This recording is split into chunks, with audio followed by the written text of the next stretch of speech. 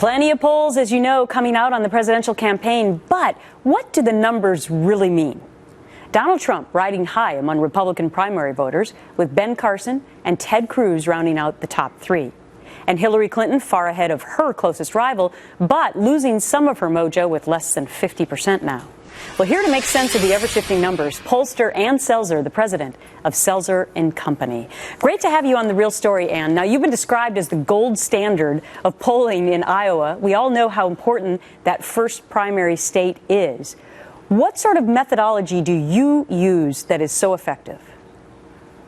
Well, there's no polling that is more complicated, more difficult than caucus polling because it's a very small group of people who show up. So the trick is to find the needles in the haystack and be sure that you're getting a cross-section of the people who look like the people who are going to show up on a cold February night and stand for a couple of hours in a caucus room. Our methodology is to use as much science as we can bring to this and be sure that we're not making assumptions about what that electorate is going to look like, so that our data can tell us what the electorate will look like. Okay, so do you only talk to registered voters then, or caucus goers, former past caucus goers? No. We start with registered voters and then we qualify them as likely caucus goers. If we only talk to people who had caucused in the past, in 2008, we would have shown Hillary Clinton winning in a landslide. Barack Obama brought in a lot of new people who had caucused for the first time, 60% who were at caucus that night. That was their first caucus. Yeah. So we are always open to people coming to the caucus for the first time, and especially in fields like we have now, especially on the Republican side with so many candidates, you would think that there's more outreach going on, more people could show up. So we want to be sure that we catch those people in our polling methodology. Yeah, in fact, you did catch that in your polling back with Hillary Clinton and Obama, and you showed that surge for President Obama because they were, in fact, reaching out to people who had never caucused before. Now, you compare that to what's happening in Iowa with Donald Trump. How?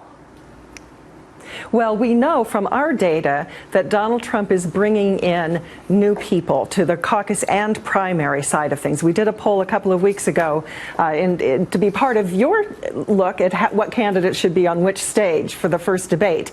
And we found Donald Trump overall, his number was, I think, 23, 24.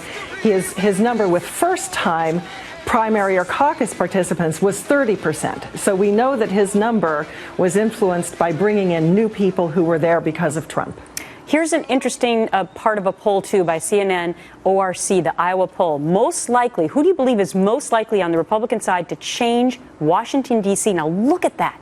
That is overwhelming. 44% say Donald Trump. The next closest is Ben Carson at 9%. What do you make of that, Ann?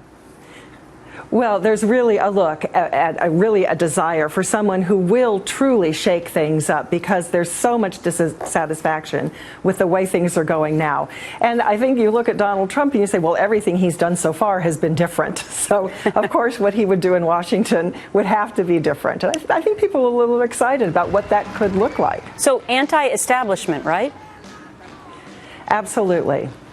Now, also, I'm reminded there was an episode. Go ahead. I was reminded of an episode of MASH a long time ago where Hawkeye led a rebellion in the mess tent so that we want something else. They were just tired of the same thing over and over and over. And my sense is that's where the electorate is. They elect somebody from this party and things don't change, and then they switch to another party and things don't change. They want something else. So what do you make of the fact of high negatives? Because tons of other interviews I've done, people will say, well, they might like that person now, but if you look at the polls about who they would never vote for, if those people are also high on that list, it's not good news. Well, I think Donald Trump is the perfect example of that. Now, he leads in the poll, but with 1 in 5, 1 in 4 people. So you can have the 1 in 4 and 1 in 5 people saying that he's my first choice. You can also have 30%, 40% saying I would never vote for him. You still don't have 100% there. So that certainly is possible. You're going to need, when you go into the general election, to garner more support and turn those never support into ever support. But you do see a couple of candidates where you kind of go looking for, is it upside or downside potential over what they have now? And there are a couple of candidates, particularly Rand Paul, who for a while was right in the top of the top tier of people wanting him to be their candidate, he has a much higher negative score, a much higher never score, says to me that he's got to do something very bold very quickly because his downside potential is pretty great. Wow, fascinating to talk to you. Ann Selzer, who's been doing this for a long time in Iowa specifically. Great to get your insights today. Thank you so much. My pleasure.